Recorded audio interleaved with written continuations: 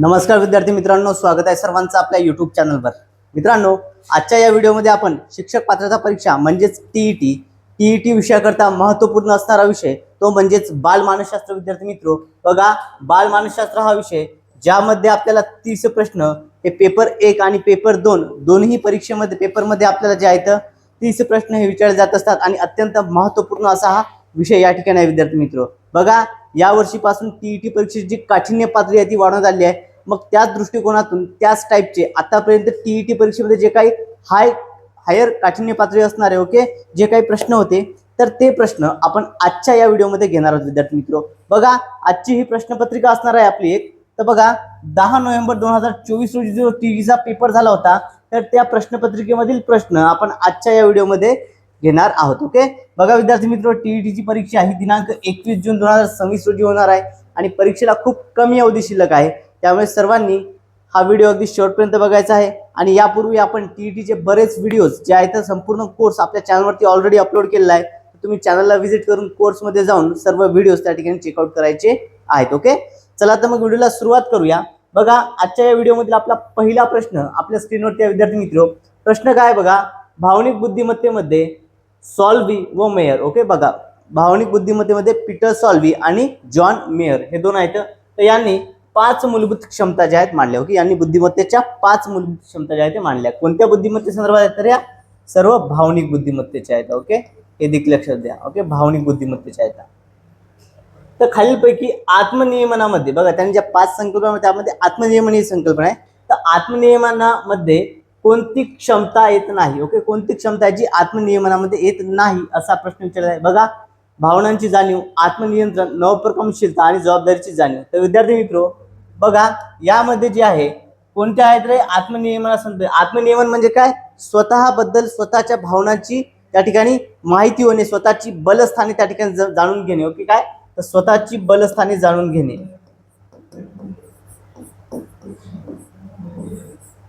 स्वतःची जी आपली बलस्थाने आहे, आपले जे स्ट्रॉंग पॉइंट आहेत ते जाणून घेणे याला म्हणतात आत्मनियमन। ओके, आत्मभान। आणि यामध्ये जे येतं तर ते कोणतं येत नाही यामध्ये विचारलं विद्यार्थी मित्रो। तर यामध्ये बघा, आत्मनियंत्रणाचा समावेश होतो, नवप्रकल्पनशीलता होतो, जबाबदारीची जाणीव असते। ओके, या 5 पैकी यामध्ये एकच नाही ते म्हणजे भावनांची जाणीव, हे त्यामध्ये क्षमता येत नाही। त्यामुळे ऑप्शन नंबर 1 भावनाची जाणीव हे आपल्या प्रश्नाचं योग्य असं उत्तर आहे। बघा विद्यार्थी मित्रो, महाराष्ट्र राज्य परीक्षा परिषद म्हणजे टीईटी जी उत्तरपत्रिका प्रसारित करते त्या अंतिम उत्तरपत्रिकेनुसार आपण या ठिकाणी उत्तर ही घेत आहोत। ओके, चला यानंतर पहा विद्यार्थी मित्रो, आता पीटर सॉल्वी आणि जॉन मेयर यांनी काय तर भावनिक बुद्धिमत्ते संबंधी संशोधन होतं। ओके, यांचं संशोधन कशासंबंधी आहे, भावनिक बुद्धिमत्ते संबंधी। मग विद्यार्थी मित्रो, एक समजून घ्या, भावनिक बुद्धिमत्ता जी आहे तर भावनिक बुद्धिमत्तेचे जनक कोणाला म्हणतात तर भावनिक बुद्धिमत्तेचे जनक म्हणून डॅनियल गोलमन यांना ओळखले जाते। कोणाला, डॅनियल गोलमन यांना।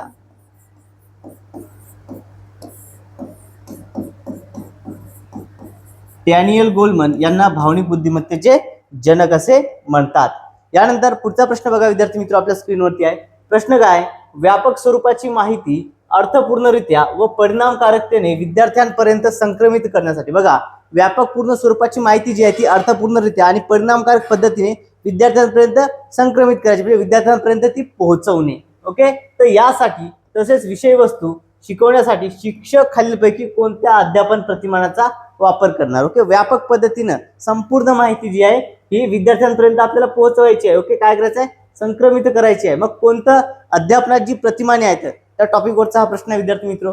बघा, संबोध साध्यता प्रतिमान, अग्रत संघटक प्रतिमान, भूमिका पालन प्रतिमान आणि प्रत्यक्ष प्रशिक्षण प्रतिमान। तर यापैकी कोणत्या अध्यापन प्रतिमानाचा उपयोग त्या ठिकाणी केला जाणार तर विद्यार्थी मित्रो, यापैकी अग्रत संघटक प्रतिमान हे आपल्या प्रश्नाचं योग्य असं उत्तर असणार आहे। ओके, बघा, जर शिक्षकाला व्यापक स्वरूपाची माहिती अगदी अर्थपूर्णरित्या विद्यार्थ्यांपर्यंत पोहोचवायची असेल तर अशा वेळी कोणत्या अध्यापन प्रतिमानाचा वापर होतो तर अग्रत संघटक प्रतिमानाचा वापर होतो। बघा, मग आता ही अध्यापनाची प्रतिमाने आहेत। ओके, जी काही विविध विद्यार्थी मित्रो अध्यापन प्रतिमाने आहेत। मग अध्यापन प्रतिमानाचे जनक कोण। ओके, अध्यापन प्रतिमानाचे जनक कोण आपल्याला माहिती असणं गरजेचं आहे, परीक्षेमध्ये प्रश्न हा येतो। ओके, तर पहा, अध्यापन प्रतिमानाचे जनक कोण आहेत विद्यार्थी मित्रो तर अध्यापन प्रतिमानाचे जनक आहेत ब्रूस जॉइस आणि मार्शविल। ओके, कोण आहेत ब्रूस जॉइस, ओके, आणि मार्शविल हे आहेत अध्यापन प्रतिमानाचे जनक. लक्षात असू द्या विद्यार्थी मित्र, दोन आहेत, दोन पैकी एक कोणीही आपल्याला येतो. ओके, अध्यापन प्रतिमानाचे जनक म्हटलं तर ब्रूस जॉइस आणि मार्शविल हे लक्षात असणं गरजेचं आहे. ओके, चला विद्यार्थी मित्र, व्हिडिओवर सर्वांनी व्हिडिओला लाईक करायचं आहे आणि जर तुम्ही अजूनही आपल्या चॅनलला सबस्क्राईब केलं नसेल तर सर्वांनी चॅनलला सबस्क्राईब करायचं आहे. ओके, चला यानंतर पुढील प्रश्न बघा. पुढचा प्रश्न आपल्या स्क्रीनवरती आहे. प्रश्न काय आहे या ठिकाणी बघा. अंध विद्यार्थी आहेत. ओके, अंध विद्यार्थ्यांना अध्यापन करताना शिक्षकाने काही तत्वांचा अवलंब करणे आवश्यक असते. या विद्यार्थ्यांना शिकवतील, ओके, शिकवित असताना शिक्षक प्रत्यक्ष वस्तू हाताळायला काय करते? प्रत्यक्ष वस्तू बघा, जे अंध विद्यार्थी आहेत त्यांना शिकवताना प्रत्यक्ष वस्तू हाताळायला लावते. त्यानंतर स्पर्श अनुभवायला देतात, तसेच परिचित असलेल्या वस्तूंच्या संदर्भात उदाहरणे देतात. तर यामधून कोणते तत्व साध्य होते? बघा, या अध्यापन पद्धतीमधून कोणते तत्व साध्य होते असा प्रश्न या ठिकाणी आपल्याला विचारण्यात आलेला आहे. ओके, मग कोणतं तत्व होणार? बघा, या ठिकाणी एकात्म अनुदेश, मूर्तता, अधिकची चेतना की स्व अध्ययन.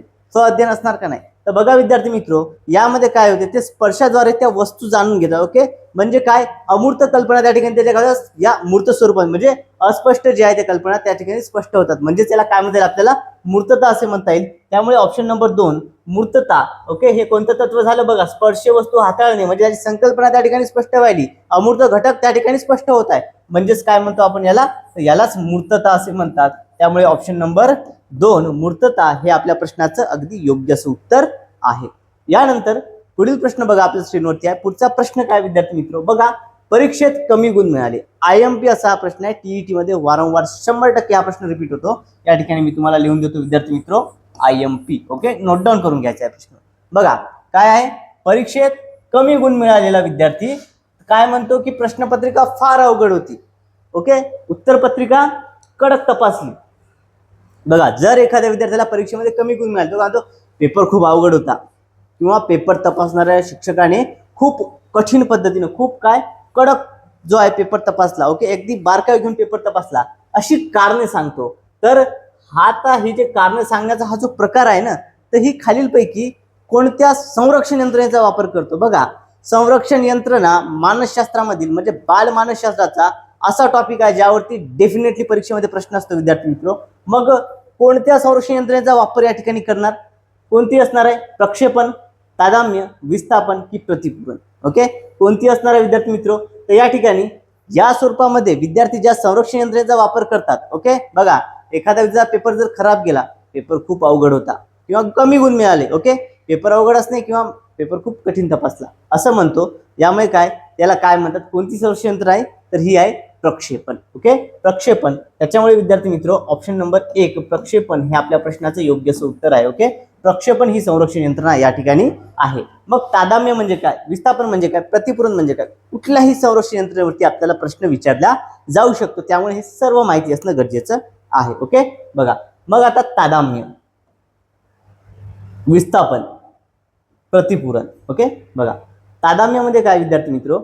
तर बघा, तादाम्य हा असा घटक येतो याच्यामध्ये आपल्याला बघताय की विस्थापन. ओके, विस्थापनामध्ये काय? एकाचा राग दुसऱ्यावर काढणे. ओके, एकाचा राग दुसऱ्यावर काढणे. बघा, एकाचा राग दुसऱ्यावर निघतो याला काय म्हणतात? याला म्हणतात विस्थापन. म्हणजे एखाद्या ठिकाणचा राग हा दुसऱ्यावरती निघतो. जसं की बघा, एक उदाहरण आपल्याला परीक्षेमध्ये यापूर्वी येऊन गेलेलं आहे विद्यार्थी मित्र. ओके, ऑफिसमध्ये बॉसने जर रागावले तर घरी काय करतात? तो व्यक्ती घरी येऊन आपला तो राग आहे तो त्या ठिकाणी पत्नीवरती काढतो. हे झालं विस्थापन. प्रतिपूरण. प्रतिपूरण म्हणजे काय? एका क्षेत्रामध्ये कमी जर आपण सक्सेस नाही झालो, ओके, एका क्षेत्रामध्ये आपली कमीपणा असेल तर तो कमीपणा दुसऱ्या क्षेत्रामध्ये भरून काढणे. ओके, म्हणजेच काय? तर बघा, जर समजा एक उदाहरण देतो तुम्हाला. ओके, उदाहरण बघा, या ठिकाणी अभिजितला परीक्षेमध्ये पेपरमध्ये जे आहेत कमी गुण मिळाले, मात्र त्याने क्रीडा स्पर्धेमध्ये खूप चांगलं यश संपादन केलं, खूप चांगल्या पद्धतीनं यश संपादन केलं. म्हणजे एका क्षेत्रातला कमीपणा दुसऱ्या क्षेत्रामध्ये भरून काढणे याला प्रतिपूरण असे म्हणतात. ओके, काय म्हणतात याला? एका क्षेत्रातील कमीपणा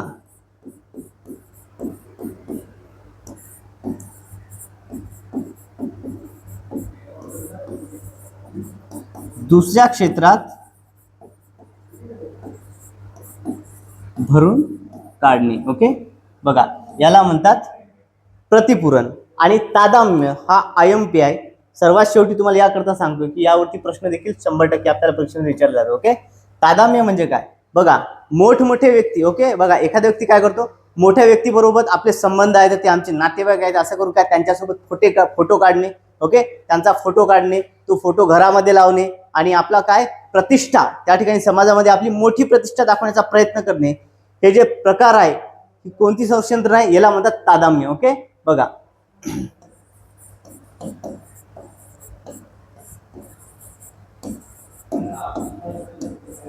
मोठ्या व्यक्तींशी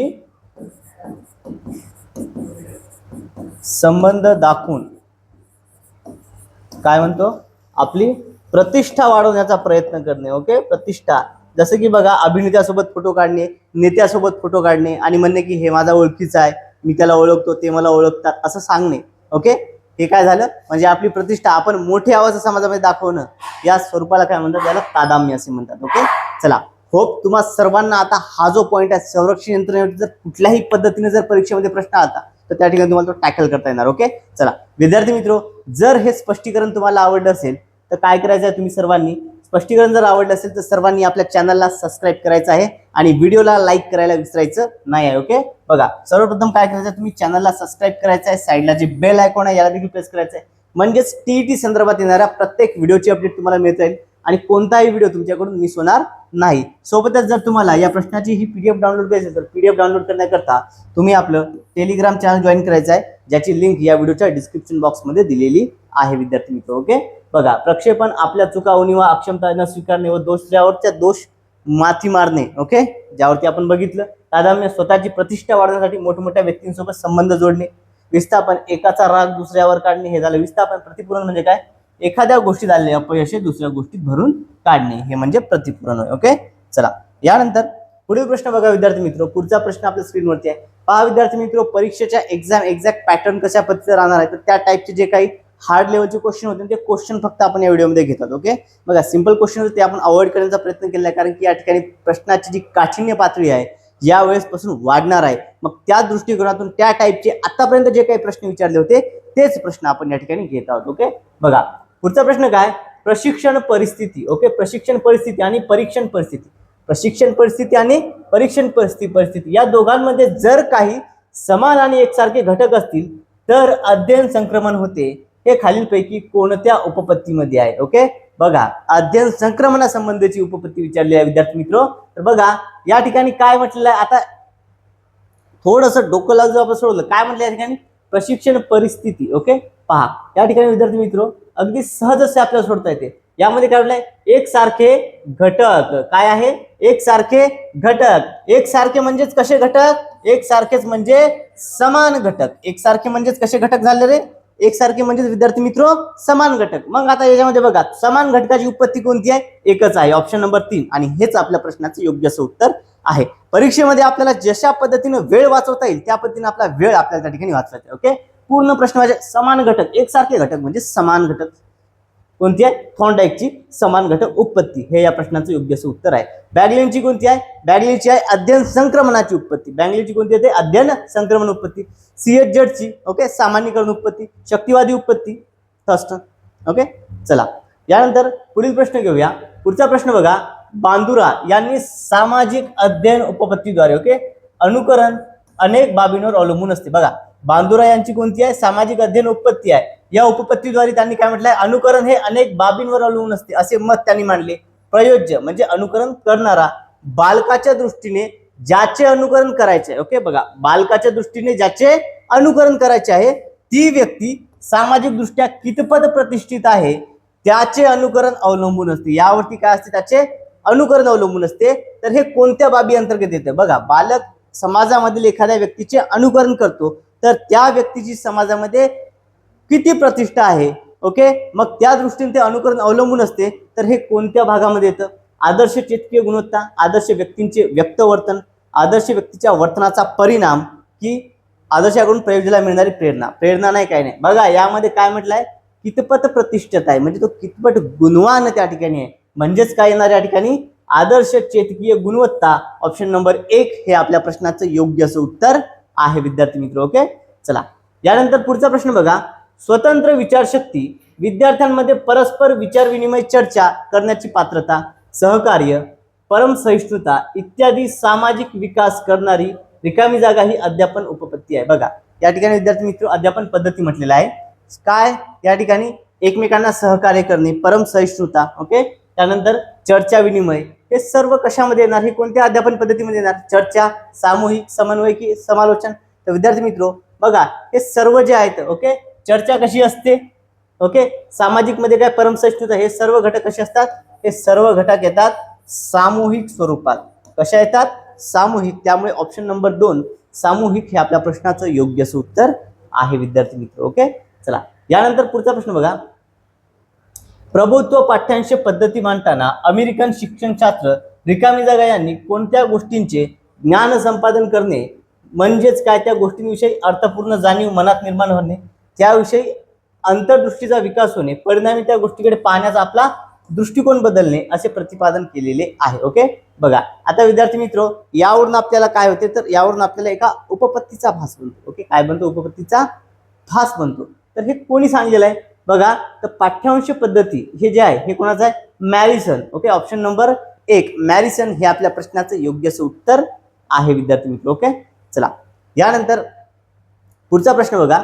जीन पियाजे. ओके, बघा विद्यार्थी मित्र या टॉपिकवर देखील आपल्याला प्रश्न असतो. ओके, बघा जीन पियाजे. आता पियाजे यांनी मांडलेल्या मुलांच्या बोधात्मक विकासाच्या सिद्धांतामध्ये बघा त्यांनी 4 घटक सांगले. ओके, 4 विकास सांगितले. त्यामध्ये बोधात्मक विकास जो आहे याच्या सिद्धांतामध्ये त्यांनी 4 टप्पे सांगितले. ओके, किती टप्पे सांगितलेले आहेत, 4 टप्पे सांगितलेले आहेत. बघा या टप्प्यातील मूर्त क्रियाकाळ अवस्था, ज्याला मूर्त कार्यावस्था असेही म्हणतात, तर ही विकासावस्था साधारणपणे रिकामी जागा वयोवर्षापर्यंत असते.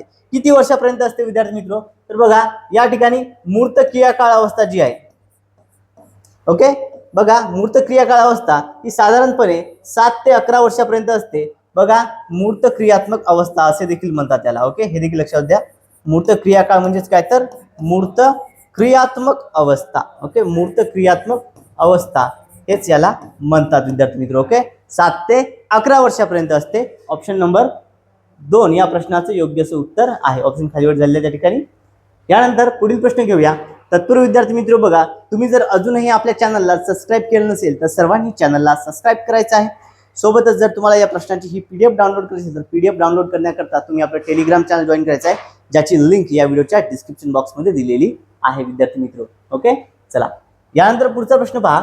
शरीर रचना व स्वभाव धर्म, ओके, शरीर रचना व स्वभाव धर्म यावर आधारित शेल्डन यांनी केलेल्या व्यक्तिमत्वाच्या वर्गीकरणामध्ये बघा शेल्डन यांनी काय केलेलं आहे, व्यक्तिमत्वाचं वर्गीकरण केलेलं आहे. ओके, तर व्यक्तिमत्व वर्गीकरणामध्ये स्थूल जीवनाबद्दल आवड असणाऱ्या आनंदी समायोजनबद्ध व्यक्तींचा समावेश कोणत्या प्रकारामध्ये केलेला आहे. ओके, बघा कोणत्या प्रकारामध्ये केलेला आहे असा प्रश्न या ठिकाणी विचारलेला आहे.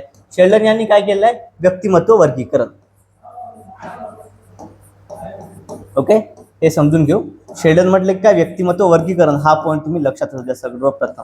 ओके, शेल्डन काय केलं आहे, व्यक्तिमत्व. मग कशामध्ये येतो हा, एंडोमार्फिक, मेसोमार्फिक, एक्टोमार्फिक की प्लेगमॅटिक. ओके, तर हा जो आहे हा एंडोमार्फिक मध्ये येतो. ओके, हे वर्गीकरण कशामध्ये येतं, हे एंडोमार्फिक मध्ये येतं. त्यामुळे एंडोमार्फिक ऑप्शन नंबर 1 आपल्या प्रश्नाचं योग्य असं उत्तर आहे विद्यार्थी मित्र. ओके, चलो यानंतर पुढचा प्रश्न बघा. इसवी सन 1957 मध्ये ओके, मूलगात्वित्व, अगौतेपणा, लवचिकता व उत्पादकता हे निर्णयात्मक घटक संशोधन करून पुढीलपैकी कोणत्या मानसशास्त्रज्ञांनी मांडले. ओके, 1957 मध्ये म्हटलेलं आहे. कोणत्या मानसशास्त्रज्ञांनी मांडले आहेत, टर्मन, गोपाल एस के गुप्ता आणि गिलफोर्ड. तर कोणी मांडले आहेत विद्यार्थी मित्र, तर हे गिलफोर्ड या मानसशास्त्रज्ञांनी मांडलेले आहेत. ऑप्शन नंबर 4 गिलफोर्ड हे आपल्या प्रश्नाचं योग्य असं उत्तर आहे. आता गिलफोर्ड संदर्भात एक बघून घ्या. गिलफोर्ड यांनी काय सांगितलेलं आहे. ओके, अजून महत्वपूर्ण म्हणजे गिलफोर्ड जे होते यांनी बुद्धिमत्ता जी आहे ना आपली बुद्धिमत्ता, मानवी बुद्धिमत्ता, तर या बुद्धिमत्तेचे एकूण 120 घटक सांगलेले आहेत. किती, 20 घटक सांगितलेले आहेत. या पॉइंटवर देखील आपल्याला प्रश्न आलेला आहे. गिलफोर्ड यांनी बुद्धिमत्तेचे किती घटक सांगितले असा प्रश्न सरळ विचारण्यात आला होता.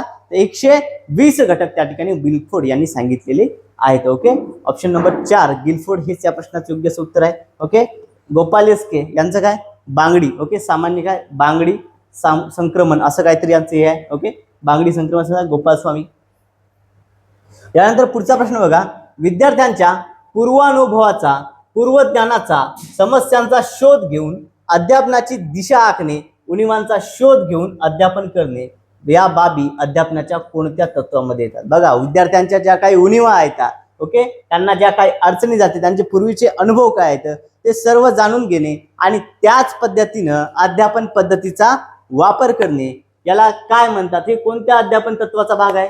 लोकशाही प्रधानता, क्रियाशीलता नाही, यथार्थच असणार का नाही. आता ऑब्विसली याचं उत्तर मस्त येणार आहे. बघा, निदानात्मक व उपचारात्मक दृष्टिकोन कसला असला आहे.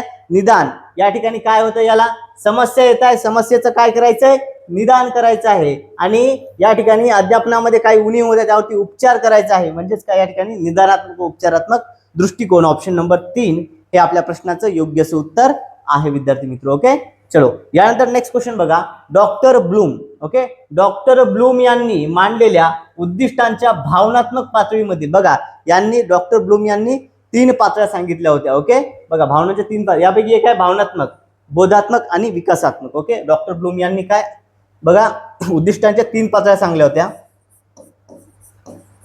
कोणकोणत्या आहेत. एक आहे भावनात्मक, दुसरी आहे बोधात्मक आणि तिसरी आहे विकासात्मक. ओके, या 3 आहेत. या 3ही तुम्ही नोट डाऊन करून घ्या. किती पातळ्या सांगितल्या असं विचारते. 3 पातळ्या या ठिकाणी आहेत. मग यामधील जी भावनात्मक आहे पहिली, ओके, या पातळीमधील कोणत्या घटकानुसार अवधानानंतर विद्यार्थ्यांना एखाद्या कृतीत रस निर्माण होतो, तो रंगू लागतो आणि त्यामध्ये समरस होतो, त्या संबंधी त्याच्या मनामध्ये आवड निर्माण होते. कोणती कृती आहे. मूल्य, संयोजन, मूल्य समूह, चरित्र की प्रतिचार. ओके, काय म्हणतात याला, तर विद्यार्थी मित्र याला काय म्हणतात, याला म्हणतात प्रतिचार. ओके, त्या प्रति त्याच्यात काय होते, त्याला चव निर्माण होते, त्याला रस निर्माण होतो, म्हणजे त्याला प्रतिचार असे म्हणतात. ऑप्शन नंबर 4 प्रतिचार हे आपल्या प्रश्नाचं योग्य उत्तर आहे. ओके, चला विद्यार्थी मित्र, स्पष्टीकरण आवडत असल्यास सर्वांनी व्हिडिओला लाईक करायचं आहे. ओके, बघा, यापूर्वी विद्यार्थी मित्र आपण मानसशास्त्राचे खूप सारे व्हिडिओज, खूप साऱ्या प्रश्नपत्रिका आतापर्यंत 2013 ते 2025 पर्यंत टीईटीच्या ज्या काही प्रश्नपत्रिका होत्या त्यामध्ये मानसशास्त्र विषयाचे कन्सेप्ट, सामाजिक शास्त्राच्या विषयाचे कन्सेप्ट हे सर्व जे आहे ते व्हिडिओ ऑलरेडी आपल्या चॅनलवरती आपण अपलोड केलेले आहेत. काय करायचं आहे, चॅनलला व्हिजिट करायची आहे. चॅनलवरती जाऊन त्या ठिकाणी व्हिडिओच्या बाजूला कोर्स नावाचा ऑप्शन असते. कोर्समध्ये जाऊन त्या ठिकाणी तुम्हाला प्लेलिस्ट किंवा प्लेलिस्टमध्ये जायचं आहे, तिथे देखील अवेलेबल करून दिलेले आहेत विद्यार्थी. साधारण 30 एक व्हिडिओ आहेत, ते व्हिडिओ तुम्ही बघून घ्यायची आहेत. ओके, चला संपूर्ण अभ्यासक्रम त्या ठिकाणी देण्यात आलेला आहे. यानंतर पुढचा प्रश्न बघा, पाठ नियोजनासंदर्भात खाली दिलेल्या विधानामध्ये कोणते विधान पूरक नाही ते ओळखा. ओके, पाठ नियोजनासंदर्भात काही विधाने दिली आहे, त्यापैकी पूरक नसणारं विधान कोणतं आहे. ओके, बघा, विद्यार्थ्यांच्या प्रवृत्ती, अभिरुची, हेतू इत्यादी प्रवर्तकाचा योग्य विचार करून पाठाची योजना आखली जाते. अगदी बरोबर आहे. ओके, पुस्तककर्त्यांचा वेगळा दृष्टिकोन न ठेवता, पुस्तककर्त्यांपेक्षा वेगळा दृष्टिकोन न ठेवता शिक्षकांनी पाठ्यांशाच्या मांडणीप्रमाणेच पाठयोजना करावी. बरोबर आहे का.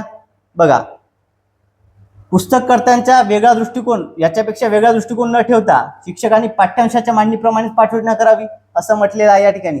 तर बघा विद्यार्थी मित्र, पुस्तककर्त्यापेक्षा वेगळा दृष्टिकोन ठेवावा लागेल ना. ओके, वेगळा दृष्टिकोन थोडा ठेवावा लागेल. दृष्टिकोन कोण्या पद्धतीचा असला पाहिजे, हा विद्यार्थी प्रति जो असला काय विद्यार्थी प्रिय दृष्टिकोन त्या ठिकाणी शिक्षकाचा असला पाहिजे.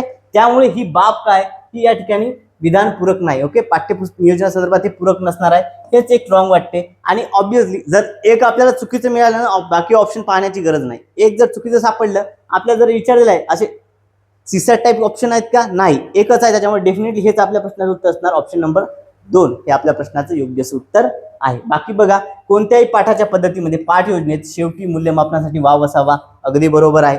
पाठ योजना ही अतिविस्तृत स्वरूपाची नसावी, अतिविस्तृत नसावी.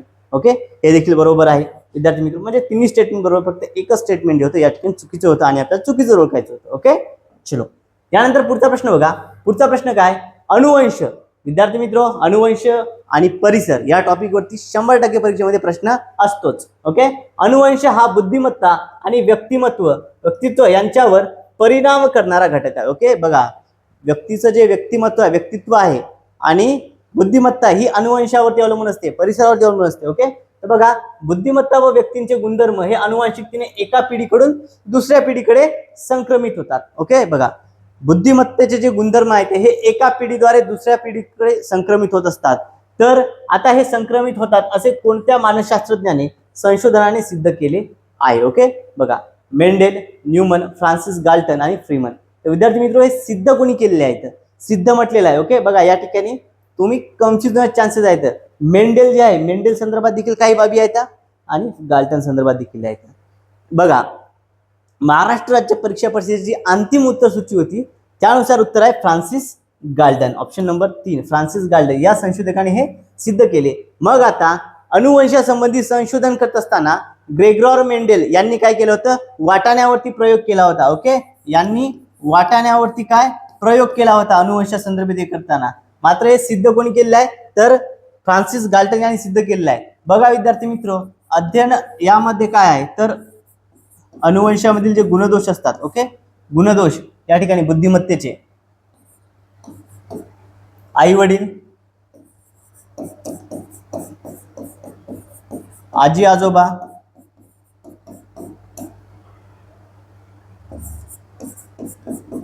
पणजी पणजोबा.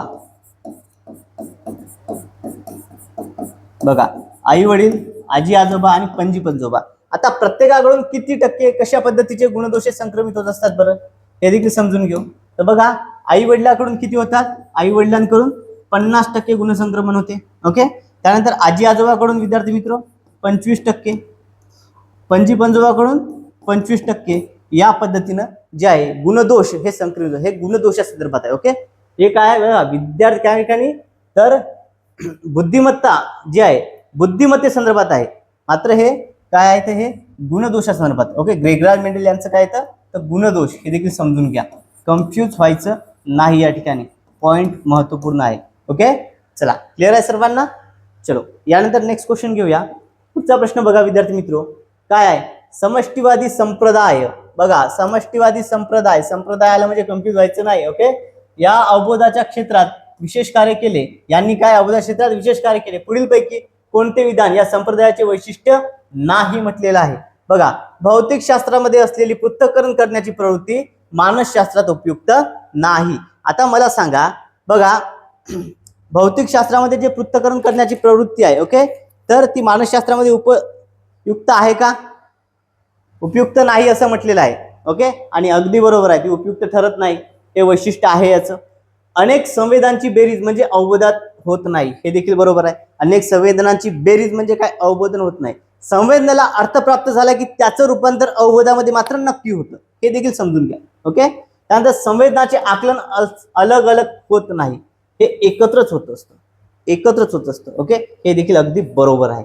ओके, आणि बघा वस्तूच्या निरनिराळ्या भागांचा अवबोध स्वतंत्रपणे होऊन नंतर त्यांचे संघटन व्यक्तीकडून होते.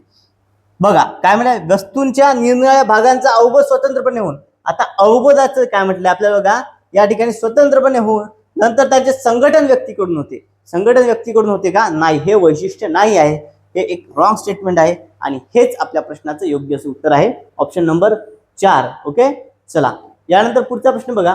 पुढील प्रश्न काय? मानसशास्त्रातील विविध अभ्यास पद्धतीपैकी प्रायोगिक पद्धतीच्या मर्यादाविषयी काही विधाने दिली आहेत, त्यापैकी कोणते विधान असत्य आहे? ओके, असत्य असणारं विधान या ठिकाणी आपल्याला ओळखायचं आहे विद्यार्थी मित्र. ओके, बघा काय या पद्धतीचा निष्कर्ष पडताळून जरूर तो फेरफार करणे शक्य होते. ओके, या पद्धतीचा काय म्हटलंय, जो निष्कर्ष आहे तो पडताळून जरूर तो फेरफार करणे शक्य होते असं म्हटलेलं आहे. त्यानंतर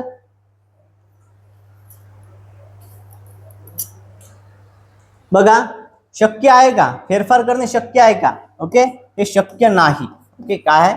शक्य नाही आहे. शक्य होते म्हटलेलं आहे, शक्य नाही. ओके, हे विधान चुकीचं आहे. बघा त्यामुळे ऑप्शन नंबर 1 हे या प्रश्नाचं योग्य उत्तर आपल्याला चुकीचं सापडलं आहे. बाकी मनुष्याला भावना लवचिकता लपवता येतात, त्यामुळे निष्कर्षावर परिणाम होतो. बरोबर आहे, मनुष्य आपल्या भावना लपवू शकतो. ओके, बघा आपल्या एखाद्या व्यक्तीला मनामध्ये दुःख असलं तरी तो इतरांना बघून हसतो. ओके, आपल्या मनातील दुःख इतरांना कळू देतो का? नाही. आपल्या भावना हे आपल्याला लपवता येत असतात.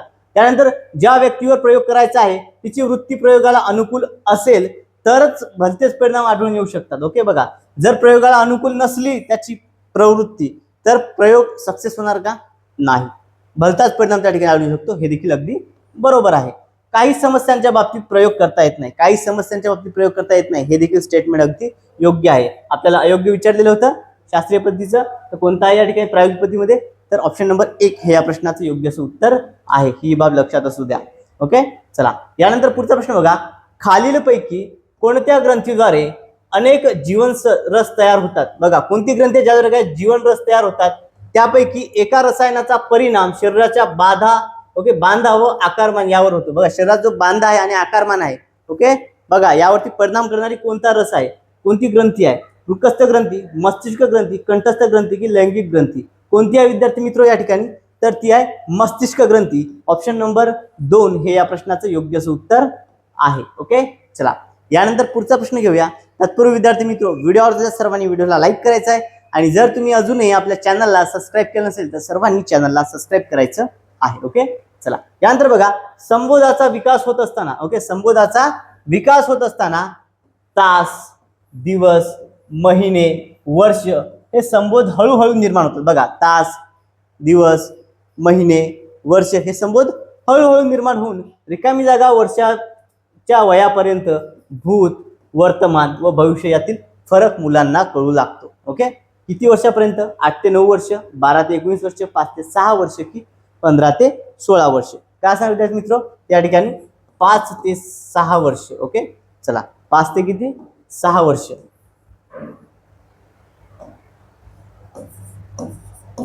सहा वर्षापर्यंत काय मुलांना भूतकाळ, वर्तमान काळ, भविष्यकाळ हे संबोध जे आहे ते स्पष्ट व्हायला लागतात. ऑप्शन नंबर 3 5 ते 6 वर्ष हे या प्रश्नाचं योग्य असं उत्तर आहे. यानंतर पुढचा प्रश्न बघा विद्यार्थी मित्र काय आहे? प्रश्न काय आहे बघा. एखादा गायक, ओके, बघा विद्यार्थी मित्र या ठिकाणी अवधानाचे प्रकार, मानसशास्त्रामधील अवधानाचे प्रकार हा जो टॉपिक आहे त्या टॉपिक मधला हा प्रश्न आहे विद्यार्थी मित्र.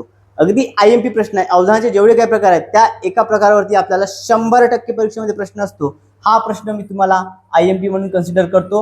हा जो प्रश्न आहे या प्रश्नाचं स्पष्टीकरण समजून घेऊ. डेफिनेटली तुम्हाला हा प्रश्न परीक्षेमध्ये बघायला मिळणार म्हणजे मिळणारच. ओके, बघा एखादा गायक किंवा चित्रकार आपल्या कलेत इतका रमून जातो, एखादा गायक किंवा चित्रकार आपल्या कलेमध्ये इतका रमून जातो की त्याला स्थळ काळाचा म्हणजेच काय वेळ किती झाली, ठिकाण कोणतं आहे याचं भानच राहत नाही, याचं काय भान राहत नाही. ह्या जो अवधानाचा प्रकार आहे या प्रकारच्या अवधानाला रिकामी जागा असे म्हणतात. म्हणजे या अवधानाला काय म्हणतात, कोणत्या स्वरूपाचा या अवधानाचा प्रकार आहे? बघा अभ्यस्त अवधान, ऐच्छिक अवधान, अनैच्छिक अवधान आणि हेतुपूर्वक अवधान. कुठल्या स्वरूपाचं अवधान झालंय तर याला विद्यार्थी मित्र कुठलं म्हणजे याला अभ्यस्त अवधान म्हणतात. ओके, काय म्हणतात त्याला? तर याला अभ्यस्त अवधान असे म्हणतात. ऑप्शन नंबर 1 अभ्यस्त अवधान हे या प्रश्नाचं योग्य असं उत्तर आहे. ओके, बघा नेते, अभिनेते, जे अभिनेते वगैरे जे असतात, ओके, ते अभिनय करताना कधी कधी त्या पात्रामध्ये इतके गुंगून जातात की ते पात्र सोडतच नाहीत. ओके, किंवा चित्रकार चित्र काढताना आपल्या कलेमध्ये मशगूल होऊन जातो. एखादा गायक गाणे म्हणताना खूप आपल्या गाण्यामध्ये मशगूल होऊन जातो, त्याला वेळेचं ठिकाणाचं भान न राहत. ओके, असे जे अवधान असतं याला अभ्यस्त अवधान असे म्हणतात. ऐच्छिक अवधान हे कसं असतं? इच्छापूर्वक असतं. ओके, हे काय असतं? इच्छापूर्वक. म्हणजे या अवधानाला आपल्याला स्वतः तयारी करावी लागते. बघा मला सांगा अभ्यास करणे, आता अभ्यास करणे हे कुठल्या अभ्यास यात झालं तर हे ऐच्छिक अवधान झाले. इच्छापूर्वक त्या गोष्टी करतो. ओके, इच्छापूर्वक असतात ज्या गोष्टी इच्छापूर्वक असतात, हेतुपूर्वक असतात त्यांना ऐच्छिक अवधानामध्ये होतात. त्यानंतर अनैच्छिक अवधान. ओके, अनैच्छिक अवधान कुठल्याही स्वरूपाची इच्छा नसते, कुठल्याही स्वरूपाचा आपला हेतू नसतो, तरी देखील त्याकडे आपल्या एखाद्या गोष्टीकडे आपलं लक्ष जातं. जसं की लहान मुलासंदर्भात समजून घ्या, मुलांचं लक्ष हे खेळण्याकडे जाणे. ओके, बघा मुलं खेळतात, एका मुलाचं जर खेळत असेल तर इतर मुलांचं लक्ष जे आहे त्या मुलांकडे डेफिनेटली वर्गामध्ये जाणारच. हे झालं अनैच्छिक अवधानाचं उदाहरण. त्यानंतर हेतुपूर्वक. ओके, हेतुपूर्वक मध्ये लक्ष देऊन केलेलं अवधान. तर बघा या ठिकाणी समजून घेऊया विद्यार्थी मित्र. बघा सगळ्यात पहिले अवधानाची व्याख्या आपण समजून घेऊया.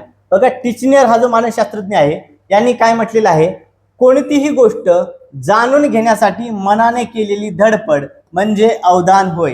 ही कोणाची व्याख्या आहे? तर ही टिचनेर यांची व्याख्या आहे. ओके, टिचनेर यांनी म्हटलेलं आहे कोणतीही गोष्ट जाणून घेण्यासाठी मनाने केलेली धडपड म्हणजे अवधान होय आणि एखाद्या वस्तूकडे किंवा विषयाकडे वळलेला मनाचा ओघ म्हणजेच अवधान होय. आता अवधानाचे विद्यार्थी मित्रो एकूण 3 प्रकार पडतात. ओके, अवधानाचे एकूण 3 प्रकार पडतात.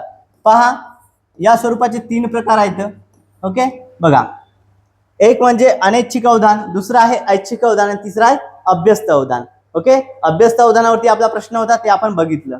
तर पहा, आता सविस्तर थोडंसं स्पष्टीकरण समजून घ्या. पहिलं आहे अनैच्छिक अवधान. आता अनैच्छिक अवधान काय आहे? तर हे अवधान, ओके, हे जे अवधान आहे विद्यार्थी मित्र, हे इच्छापूर्वक किंवा हेतुपूर्वक नसते. अनैच्छिक काय म्हटलंय? नसते. इच्छापूर्वक किंवा हेतुपूर्वक नसते.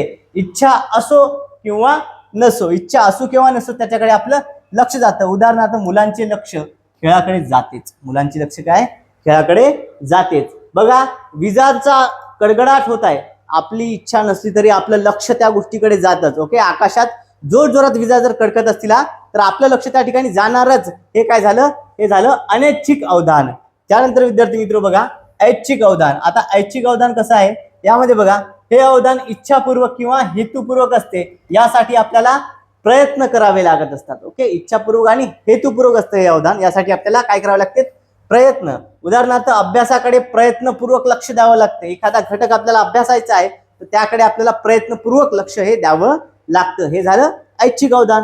आणि तिसरा प्रकार ज्यावरती आपल्याला प्रश्न होता ते म्हणजे अभ्यस्त अवधान.